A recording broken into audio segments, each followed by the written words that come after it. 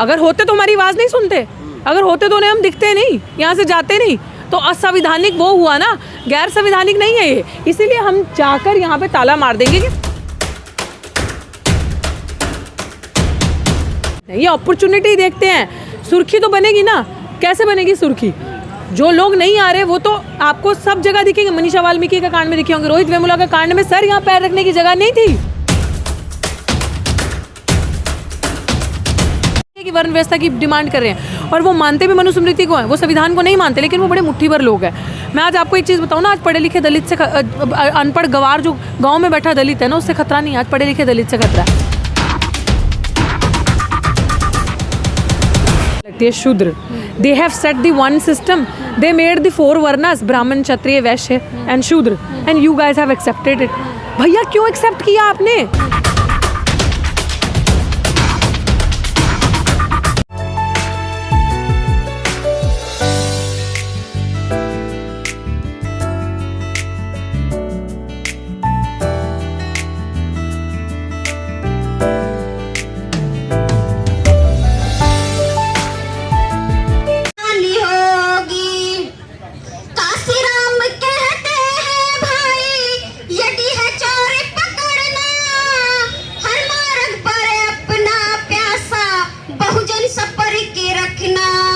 इसमें चूक कभी नहीं करना, इसमें चूक कभी नहीं करना, कोई सोच बढ़ानी होगी, वरना तो बहुजन को आगे और परेशानी होगी, और परेशानी होगी।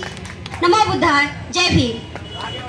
रितु जी, 125 दिन हो चुके हैं आपको यहाँ धरने पे बैठे हुए। क्या है जो अभी तक आपकी कोई सुनवाई नहीं हुई है? ना ही कोई विपक्ष से आपके पास आया है, ना ही दिल्ली गवर्नमेंट से कोई आपके पास आया है। अरे आपने बड़ा सही सवाल पूछा। मैं तो हम सब इतने पागल और इतने बेवकूफ़ हैं, दलित आदिवासी बहुजन। हमें तो पता चला अब जाकर कल की अंदर तो कोई है ही नहीं। वाइस चांसलर ऑफिस खाली पड़ा है, ना रजिस्ट्रार है ना वाइस चांसलर है। हाँ, अंदर ना प्रॉक्टर है ना रजिस्ट्रार, तो ये गेट खाली है। ऐसे ये दिखावा है कि अंदर पता नहीं कौन है। तो अब हमें ये प्रॉपर्टी तो साझी है सबकी। तो मुझे लग रहा है कि अब आने वाले टाइम पे 31 तारीख को हमारी बड़ी प्रेस कॉन्फ्रेंस है यहाँ पे, जब हम ऐलान करेंगे कि हम इस ऑफिस को अब ताला लगाने जा रहे हैं, क्योंकि अंदर कोई है ही नहीं। सुने, अंदर कोई हो तो वो सुनेगा ना।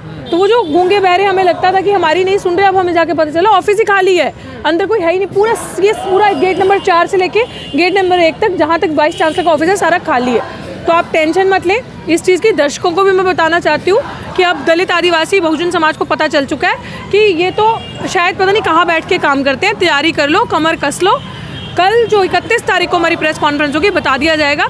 फिर भी 15 दिन इसके थ्रू प्रेस कॉन्फ्रेंस करके इनको अल्टीमेटम दे दिया जाएगा। अगर इन्होंने 15 दिन के अंदर अंदर सस्पेंड नहीं किया, फिर हम अगला इनको बताएंगे अपना एक्शन क्या है। आप दिल्ली यूनिवर्सिटी के गेट में ताला डाल दोगे? बिल्कुल बिल्कुल बिल्कुल। गैर संवैधानिक आपको? बिल्कुल गैर संवैधानिक नहीं है ये। कैसे गैर? हमने 2 बारी इनको वार्निंग दी।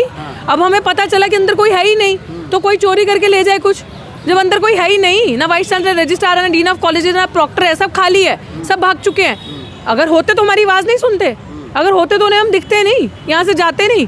तो असंवैधानिक वो हुआ ना, गैर संवैधानिक नहीं है ये। इसीलिए हम जाकर यहाँ पे ताला मार देंगे कि सेफ रहे प्रॉपर्टी, क्योंकि अगर अंदर होते तो हमारी सुनते। तो ये है हमारा। लेकिन मेरा सवाल यहाँ पे आपसे दूसरा है। मैं ये पूछना चाह रही हूँ कि बहुजन समाज से आपके पास लोग आ रहे हैं, आपके सपोर्ट में लोग आ रहे हैं, लेकिन ना ही विपक्ष से अभी तक कोई आया है, ना ही दिल्ली गवर्नमेंट से अभी तक किसी ने आपसे बात करने की कोशिश की है। तो फिर वोट के टाइम पे बहुजन समाज दिख जाता है और कोई समस्या होती है तब क्यों नहीं आते हैं? बड़ा अच्छा सवाल है आपका। अगर विपक्ष होता तो दिखता, विपक्ष होता, पहले विपक्ष अपना अस्तित्व तो देख ले। विपक्ष जो है ना वो हम हैं, हम जैसे लोग, स्टूडेंट्स, एक्टिविस्ट जो बात कर रहे हैं वो विपक्ष काय का। और आपने बिल्कुल सही कहा, उन्हें तब भी दलित आदिवासियों की आदत है जब उनको वोट चाहिए, जब उनको वोटों की राजनीति करनी है। अदरवाइज हम नज़र ही नहीं आते किसी को। मैं बोल रही हूँ जैसे यूनिवर्सिटी को नज़र नहीं आ रहे हम, वैसे उनको भी नज़र नहीं आ रहे हम। और अगर अभी सबसे बड़ी चीज़ है, यहाँ पे जो विक्टिम है ना मैडम, जो लड़ाई लड़ रही है, वो जीवित है। अगर यहाँ पे रोहित वेमुला का हादसा हुआ होता या पायल तड़वी की तरह अगर इस तरीके से कोई शहीद हो गया होता हमारा साथी, तो आप देखते विपक्ष की लाइन लगी होती लंबी, नंबर लग रहे होते कि वो चले गए, अच्छी वाली मोमबत्ती लेके आओ, वहाँ जाके मोमबत्ती जलाने आ रहे, वो चले गए, मीडिया को कॉल आता, आज हम आ रहे हैं, ये करो। लेकिन यहाँ पे एक तो विक्टिम जीवित है और ऊपर से विक्टिम खुद एक पॉपुलर वॉइस है जो अपने हक अधिकार के लिए बोल रहा है। तो यहाँ पे गंदी और सस्ती राजनीति तो हो नहीं सकती। यहाँ पे वो जो एजेंडा अपना वो तो चला नहीं सकते, जिससे दलित के नाम पे ये दिखाया जाए कि हम इनके कितने हितैषी हैं, हमें इनका वोट लेना है, वोट की लूट करनी है, तो चलो इनके हितैषी बन के, चलो उनके आंसू पहुँच के आओ, चलो फर्जी चेक लेके चलो, दिखाओ कि हम तुम्हारे कितने ज़्यादा हमारे दिल में हमदर्दी है। तो इसलिए वो लोग नहीं आ रहे। और दूसरी बात मुद्दे की कि अगर दलित की बेटी भारत की बेटी होती तो ज़रूर आते।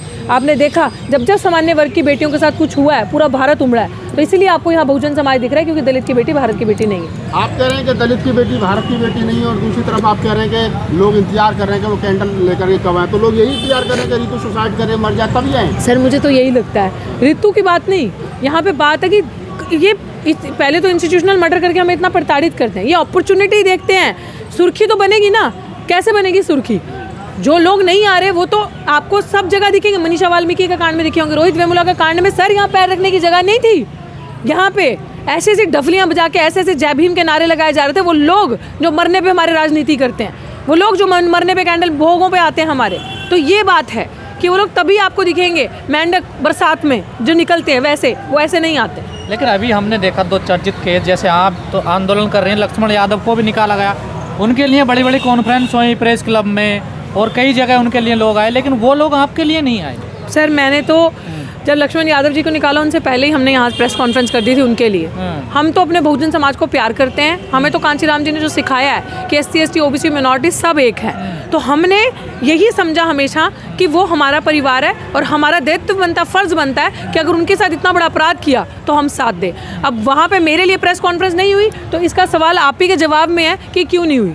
क्योंकि मैंने आपको कहा कि सिर्फ और सिर्फ आज के टाइम पे जितने लोग आपको नज़र आए होंगे वहाँ पे भी या कहीं पे भी, वो हम लोगों के नाम पे राजनीति करना चाहते हैं। जब भी हम लोग असली संघर्ष के बैटलफील्ड में बैठे होते हैं न्याय के लिए, तब नहीं आते, क्योंकि यहाँ विक्टिम जिंदा और विक्टिम खुद एक, मैंने आपको कहा, आवाज़ है। कोर्ट में क्या प्रक्रिया चल रही है अभी तक? कोर्ट में अच्छा चल रहा है सर।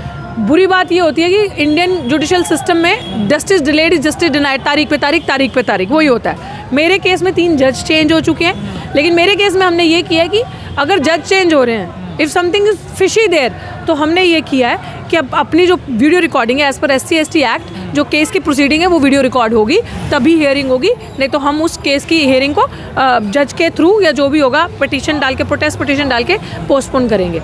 धरने पर कोई दिक्कत आ रही है? जैसे ठंड पड़ रही है ज़्यादा, अब धरने पे सर बहुत दिक्कत आ रही है। आप देखो रात को भी थोड़ी देर रुक जाओ आप, आधा घंटा और, यहाँ पे इतनी ज़्यादा फॉग स्मॉग हो जाती है कि एक दूसरे का चेहरा भी नज़र नहीं आता, और खूब ठंड है, बुरी ठंड है। और वो लोग मेरे समाज के जिनके बारे में आप मुझसे बार बार सवाल कर रहे हो, वो लोग जो कंबल ओढ़ के शायद हमारी वीडियोस देखते हैं या कंबल ओढ़ के आराम से सोए होते हैं, वो एक बारी आके यहाँ पे देखें संघर्ष क्या है, किस तरीके से ये बच्चे यहाँ पे न्याय के लिए बैठे हैं। तो आपको लगता है न्याय मिल जाएगा जब आज़ाद भारत में आज भी लोग वर्ण व्यवस्था की डिमांड कर रहे हैं, उसकी पैरवी कर रहे हों? तो सर वो जो मुट्ठी भर लोग हैं जो वो कर रहे हैं ना, हम संख्या में बहुत है, हम निकल के नहीं आ रहे, बस दिक्कत यही है। लेकिन हम जैसे जो लोग हैं ना, वो न्याय लेके ही छोड़ेंगे। आपकी बात सही है कि वर्ण व्यवस्था की डिमांड कर रहे हैं, और वो मानते भी मनुस्मृति को हैं, वो संविधान को नहीं मानते, लेकिन वो बड़े मुट्ठी भर लोग हैं। मैं आज आपको एक चीज़ बताऊँ ना, आज पढ़े लिखे दलित से अनपढ़ गवार जो गाँव में बैठा दलित है ना, उससे खतरा नहीं, आज पढ़े लिखे दलित से खतरा है। हम जैसे दलित आदिवासी बहुजन, क्योंकि हम लोग जब आते हैं, सवाल करते हैं, पढ़ते हैं, तो हम लोगों के लिए ये वर्ण व्यवस्था का जो वो है ना सिस्टम, ये हमारे लिए लाना है, हमारा मुँह बंद करवाना है इससे, उनके लिए नहीं जो गाँव में बैठे, उनसे कोई खतरा नहीं है। और हम लोग इतना समझ चुके हैं इनकी हर स्ट्रैटेजी को कि आपने देखा मेरे धरने को आज 124 दिन हो गए, अनडिफिटेड चल रहा है, और ये ऐसे ही अनडिफिटेड चलेगा क्योंकि हम में हिम्मत बहुत है, हम इनको समझ चुके हैं, ये हम लोगों के सामने एक्सपोज हो चुके हैं। इसीलिए हमारी हिम्मत, हमारे जज्बे अब उस लेवल तक आ चुके हैं कि सिंपल सी बात है, कफन बांध के आए थे, या तो जेल जाएंगे या तो जीत के जाएंगे, दैट्स इट। विवेक बिंद्रा ने जो अभी स्टेटमेंट दिया, उसको आप कैसे देख रही हैं? एक निकम्मा निठल्ला इंसान और क्या दे सकता है। मैं तो अपने समाज से कहती हूँ कि क्यों ऐसे मूर्ख इंसानों को, जो सो कॉल्ड यूट्यूब के माध्यम से बड़ा पॉपुलर चेहरा बनते हैं और आपको लगता है कि बहुत इंटेलेक्चुअल क्लास है, और आप उनको भर भर के फॉलो, अधिकतर उनको लोग हमारे लोग फॉलो करते होंगे, भगवान बना लेते हो। एक जय भीम का नारा किसी ने लगाया, आपके लिए वो सब कुछ हो गया। एक बारी किसी ने अच्छा बोल दिया, तो आपकी मार्केटिंग और कैसे करेंगे वो? This is the best way to do your marketing.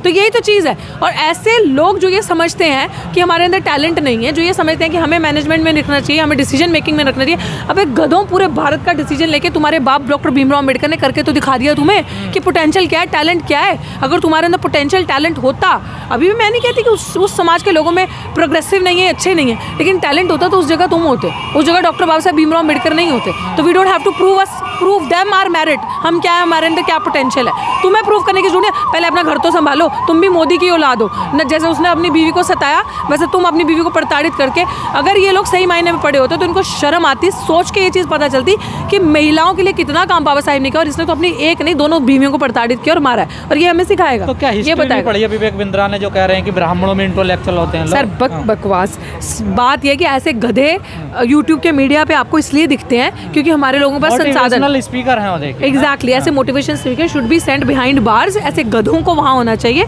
I tell you, ये लोग वो हैं मूर्ख। अगर ये 1-on-1 डिबेट में ज़्यादा नहीं बोलूँगी, एक बच्चा एससी का ले लो, एक एसटी, एक ओबीसी, दिल्ली यूनिवर्सिटी, आप मेरे ही प्रोटेस्ट से उठा लो, 5 मिनट के अंदर अगर हमने इनके पसीने नहीं छुटवा दिए ना, अगले 7वें मिनट पे ये हिंदू मुसलमान पाकिस्तान और धर्म पे नहीं आ गए ना, तो बताना ये इंटेलेक्चुअल डिबेट में हमारे आगे जीरो है, जीरो। इनके अंदर मेरिट नहीं है, ये सिर्फ बकवास जो करना यूट्यूब, क्योंकि एक फ्री सोर्स ऑफ मीडियम है, वहाँ पे बोलो कुछ भी बोलो, उल्लू बनाओ, क्योंकि आपका पीछा नहीं दिख रहा ना कि आपका बैकग्राउंड क्या है, आप कहाँ से आए हो, कितना आपके अंदर ज्ञान है। और दूसरी बात यह कि हमारे लोगों के अंदर इतना टैलेंट है, इतना पोटेंशियल है, लेकिन हमारे लोगों के पास पैसे नहीं है कि एक स्मार्टफोन ले ले, हमारे लोगों के पास पैसे नहीं है कि इंटरनेट का रिचार्ज करवा ले, ये दिक्कत है। वरना अगर हमारे लोगों को ये टेक्नोलॉजी के बारे में पता हो, पैसे हो, स्मार्टफोन हो, वो पता नहीं कैसी परिस्थितियों में रहते हैं कि वाईफाई उन्होंने कभी देखा भी नहीं होगा, ऐसी जगहों पर रह के, ऐसा टैलेंट है। शूद्रों को शासक नेता नहीं बनाना चाहिए, ऐसे गधों के हिसाब से तो नहीं बनाना चाहिए, और क्योंकि ये खुद गधे हैं, पब्लिसिटी स्टंट भी तो हो सकती है ना।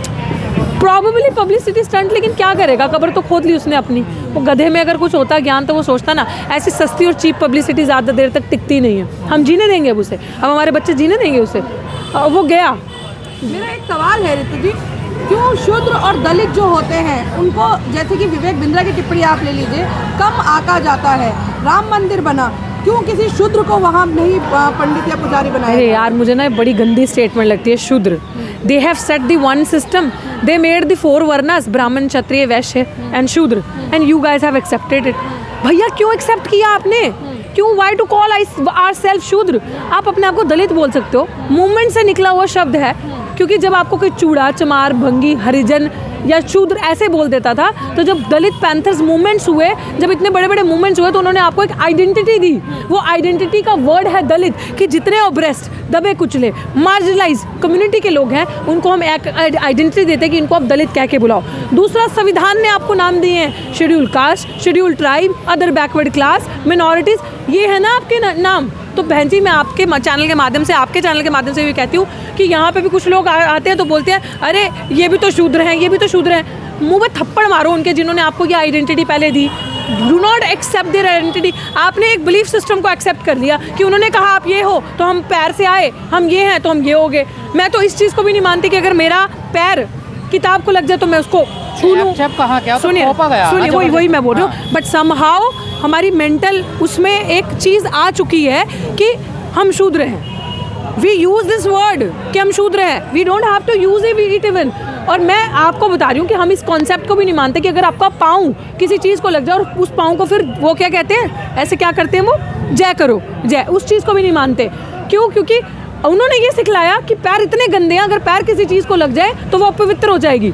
But you don't have to accept it. आपके पैर सबसे ज़्यादा कामगार हैं। अगर आपके पैर ना आप 2 कदम चल ना पाओ, they do so much hard work. But उन्होंने ये सोचो इस चीज़ का कि किताब या कोई भी चीज़ XYZ इतनी पायस है कि अगर शूद्र, जो गंदी चीज़, जो पैर ऐसे गंदी चीज़ें लग जाएं तो उसको वो पवित्र हो जाती है। तो ये चीज़ों से पहले बाहर निकलो। अब आप अपना सवाल करो। मेरा सवाल वही है जो मैंने आपसे पूछा था कि क्यों किसी दलित या शूद्र को, जो आप कह रहे हैं कि ये नाम ही ना वो हो, तो यहाँ पे तो किसी दलित और शूद्र को राम मंदिर में कोई क्यों नहीं पुजारी बनाया जा रहा, या क्यों नहीं उन्हें इन्विटेशन दिया जा रहा है? मुझे नहीं पता इस बात का क्यों नहीं दिया जा रहा। तुम्हें रेस क्या लगानी है मंदिरों में जाने की? तुम्हारे लिए शिक्षा मंदिर है, तुम्हारे लिए इंस्टीट्यूशंस मंदिर है, यहाँ आओ ना, वहाँ क्यों बैठे हो? और सबसे बड़ी बात है, बाबा साहब ने एक ही चीज़ कही थी, मैं तुम्हें मंदिरों में नहीं, मैं तुम्हें इधर उधर नहीं मिलूंगा, मैं तुम्हें किताबों में मिलूंगा। रीड इट ना। एजुकेशन तुम्हारा मंदिर है, तुम्हारा घर तुम्हारा मंदिर है। नहीं, शिक्षा पे काम हो रहा है। राम मंदिर के कितना ज़्यादा हाइप हुआ है, आपने देखा। प्राण कौन करेगा काम? कौन करेगा काम? जिनके हाथ में आपने कलम की ताकत दी है, जो वो कलम की ताकत तलवार लेके चल रहे हैं, वो करेंगे काम। वो निकम्मे ठल्लों से वो आप करोगे कि वो आपको एजुकेशन का बजट दें, वो आपके लिए पॉलिसीज़ लाए, शिक्षा को बढ़ाएं, आपको पढ़ाएं, उनसे उम्मीद करोगे? नो, उनसे भी उम्मीद नहीं करनी। और 131 जो अपने बैठे हैं उनसे भी उम्मीद नहीं करनी, क्योंकि जब आइडियोलॉजिकल गैप होता है, जब आपकी आइडियोलॉजी मेरी आइडियोलॉजी मैच नहीं खाती, उनकी आइडियोलॉजी है वर्णाश्रम की, धर्म व्यवस्था में जो ऊंच नीचे उनकी आइडियोलॉजी वो है, उनकी आइडियोलॉजी भेदभाव की है, वो अपने आप को हमसे नीचा देखते हैं। फिर अगर उनकी आइडियोलॉजी में जाके आप उनकी पार्टी में हो तो आप हमारे कैसे होगे? तो काम कौन करेगा? हम लोग। काम विपक्ष करेगा, जो विपक्ष हम हैं और कोई नहीं। तो हमें एक समझना है कि इतनी बुलंदी से अपनी आवाज़ उठानी है कि एजुकेशन के लेकर कोई भी चीज़ हो, चाहे हेल्थ सेक्टर हो, हमें आवाज़ उठानी है, हमें चीज़ें करनी है। और रास्ता एक ही है, सड़क। मनोज झा जी अभी आए थे मेरे प्रोटेस्ट में, सांसद है, सांसद आपने देखा सस्पेंड हो गए सारे। वो यहाँ से क्या कहेंगे कि भूल जाओ संसद से तुम्हें अब न्याय मिलेगा, भूल जाओ वो तुम्हारे लिए कुछ पॉलिसीज बनाएगी तुम्हारे फेवर में। तो तुम्हें अगर कोई काम करना है, जो डॉक्टर रितु करी है, सड़क पे बैठ के, सड़क से संसद तक मार्च भी निकालेंगे, जाएंगे और न्याय सड़क से मिलेगा। क्योंकि ये चीज़ किसी ने नहीं कही, ये चीज़ बाबा साहब डॉक्टर भीमराव अम्बेडकर ने कही थी और हम उनके बच्चे हैं, उनके वंशज हैं। जो उन्होंने कहा है हम एज इट इज़ आंखें बंद करके मानेंगे। जय भीम, इनकलाब जिंदाबाद। आप इस वीडियो के बारे में अपनी राय अवश्य दें तथा वीडियो को लाइक, शेयर और कमेंट्स साथ साथ चैनल को सब्सक्राइब करना न भूलें। धन्यवाद।